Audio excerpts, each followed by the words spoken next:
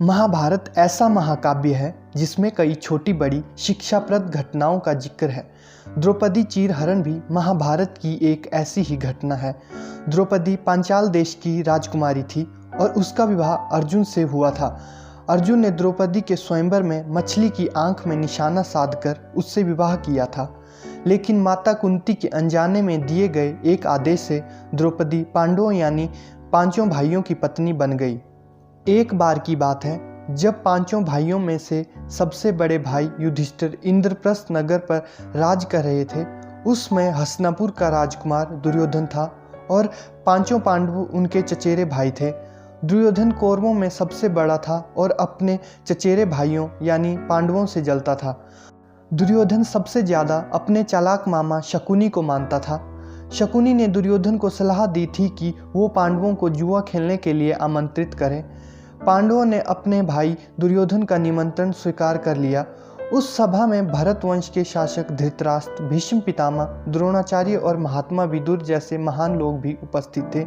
शकुनी मामा ने छल कपट से पांडवों को हराना शुरू किया। इस खेल में पांडव अपना राज्य हार गए। धर्मराज युधिष्ठिर ने स्वयं और अपने चारों भाइयों को भी दांव पर लगाया और हार गए।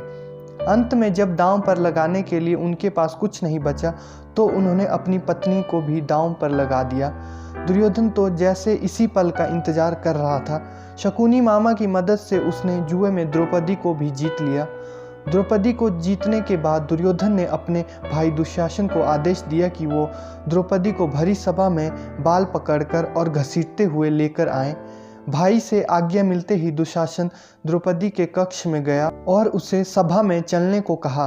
रानी द्रौपदी बहुत ही स्वाभिमानी और पतिव्रता स्त्री थी, इसलिए उन्होंने दुशासन के साथ चलने से मना किया। दुशासन ने गुस्से में आकर द्रौपदी के बाल पकड़ लिए और उसे घसीटते हुए भरी सभा में लाकर खड़ा कर दिया। दुर्योधन ने दुशासन को आज्ञा दी कि वो द्रौपदी को भरी सभा में निवस्त्र कर दें।